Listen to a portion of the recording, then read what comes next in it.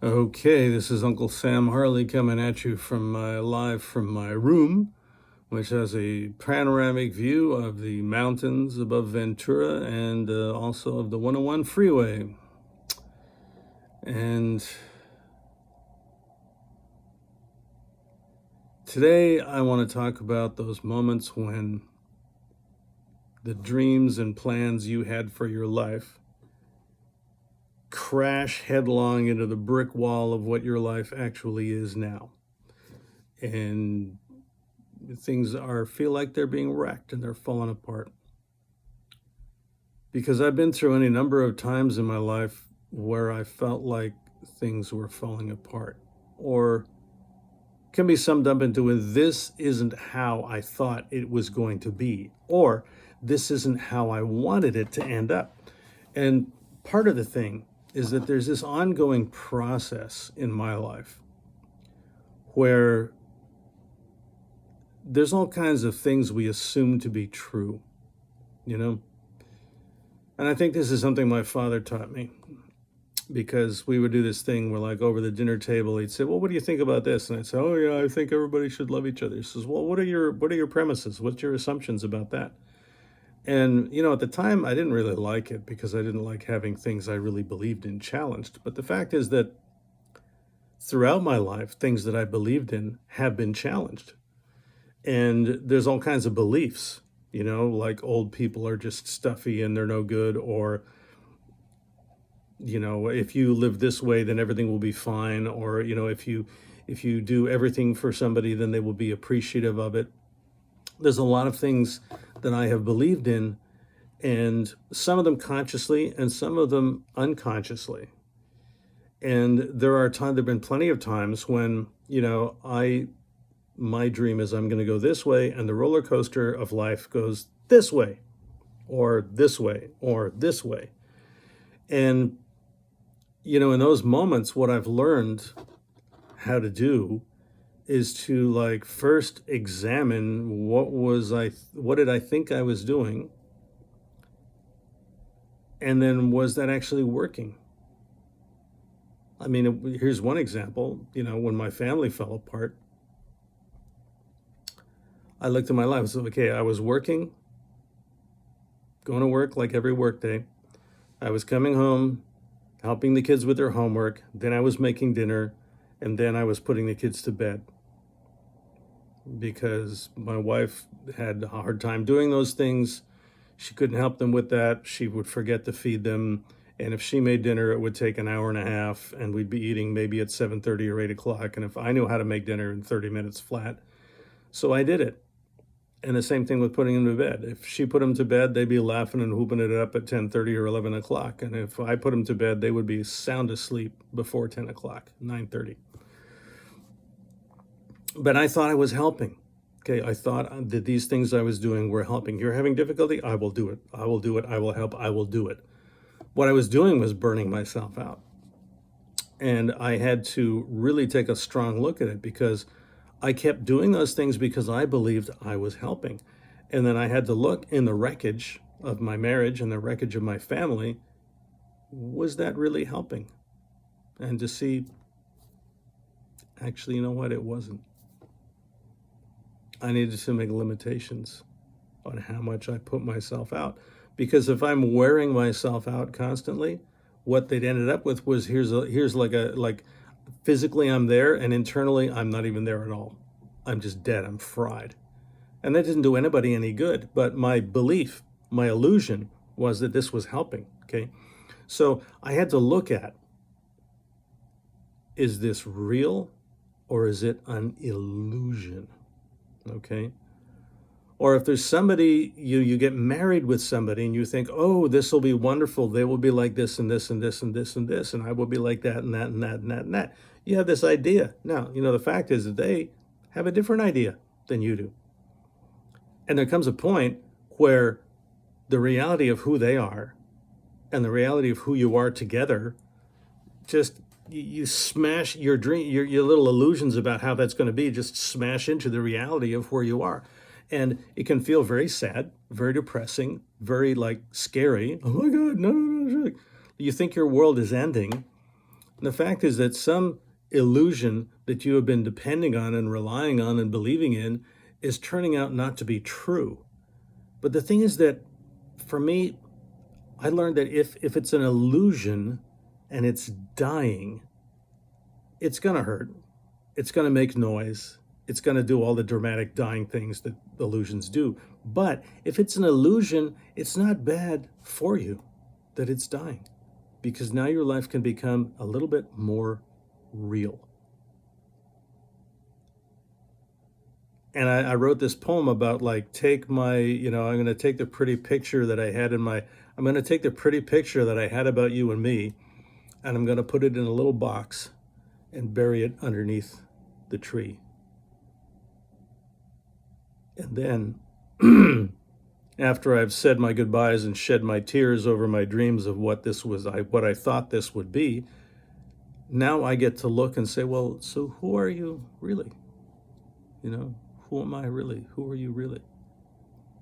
And a more real relationship can begin at that point if you let it, So there is a process that can get you into a deeper and more real version of your life in going through these things. So if you are disillusioned about something, it's not a bad thing.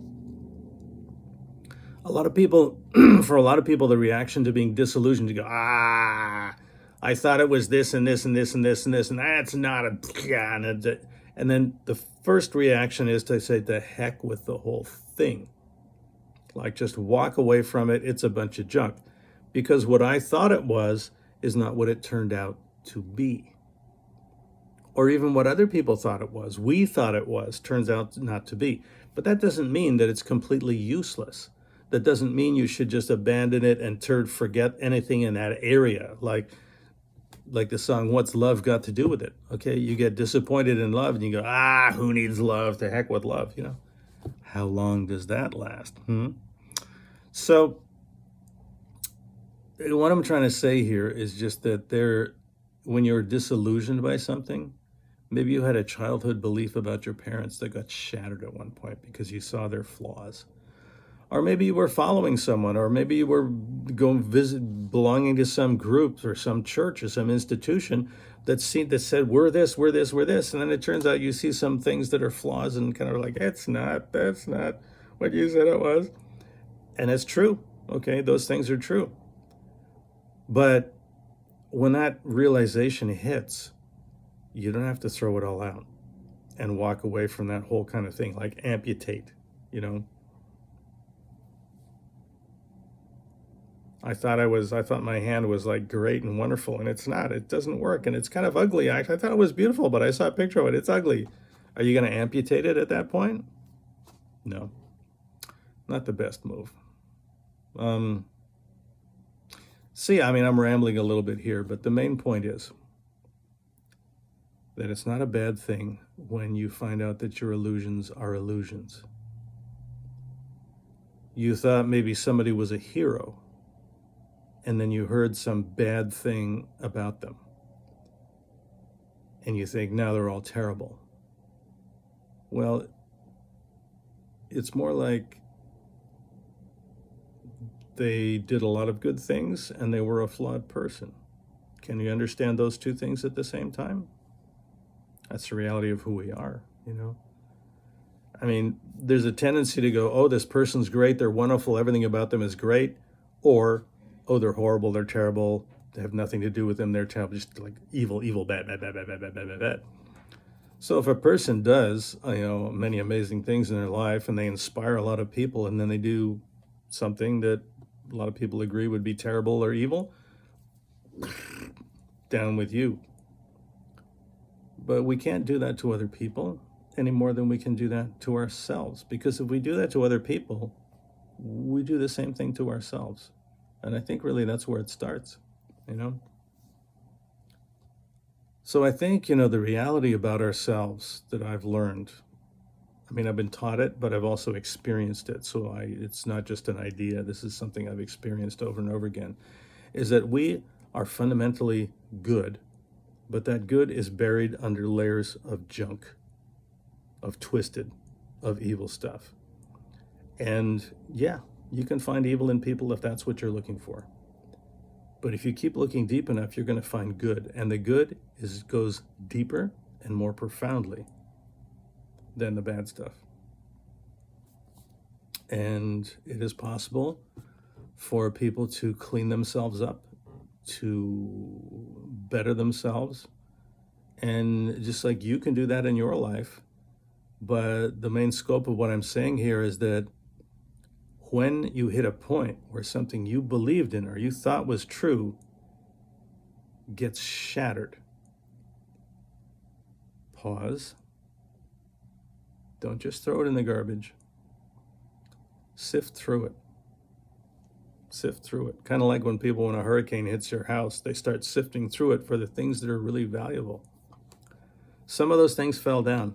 Well, that means they weren't on a solid rock foundation. If they fell down, then that means there's something wasn't working right or something didn't work right.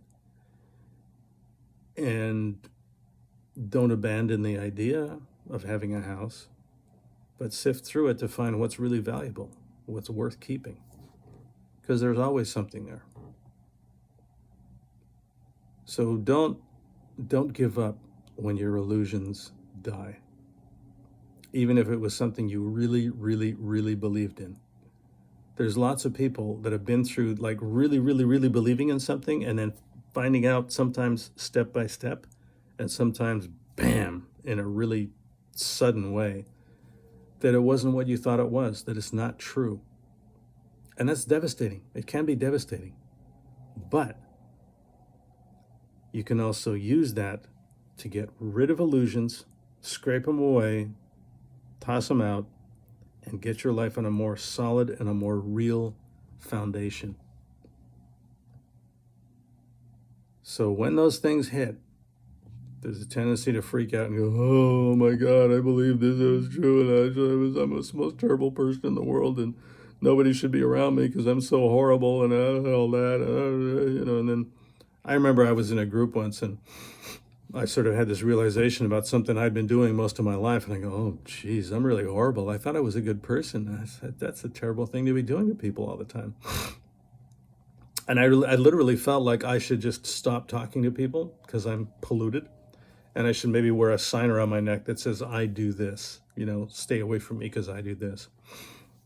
And when I shared it with the members in the group, basically, a couple of them just laughed right out loud, and one of them said, well, hey, welcome to the human race. So, don't be too hard on yourself. But, when your illusions about yourself or about someone else, the person you love, or the person you believe in, the person you follow, or the group that you think is great, when your illusions about them are rattled or broken or shattered, don't freak out. Don't freak out. Take a step back. Look at what you were thinking was true, and then take a good look at what is. Because we have our own reaction to losing an illusion, but if that reaction is just to get upset and angry at the people that made you feel that way, the fact was they were that way all along. You just thought they were different, and then you found out, okay? So don't let those initial reactions drive you in one direction or the other, okay? Just take a steady look at them and say, okay, well, what is real? If that wasn't real, then what is real? And I got to tell you, this process isn't fun. You're looking at yourself, you're taking things apart, you're seeing that maybe I've been doing something stupid for most of my life, but it's not too late. You can make your life more real and more solid. And in staying who you are in that process and not running away and not trying to stuff the feeling by buying a whole bunch of new clothes or a fancy car or, trying to transform your lifestyle or, doing some new cardio regime or something. If you can just really stay with being yourself and being who you are more deeply, you may find that a gate is opening to a deeper and more wonderful life. Just like I said in that poem that I wrote many years ago, I'm just going to take the pretty picture that I made about you and me, put it in a pine box, bury it under the tree, and then say, hey, so who are you really? Who are we really? Let's find out. Life is not over because one of your illusions bit the dust. Okay? Hang in there.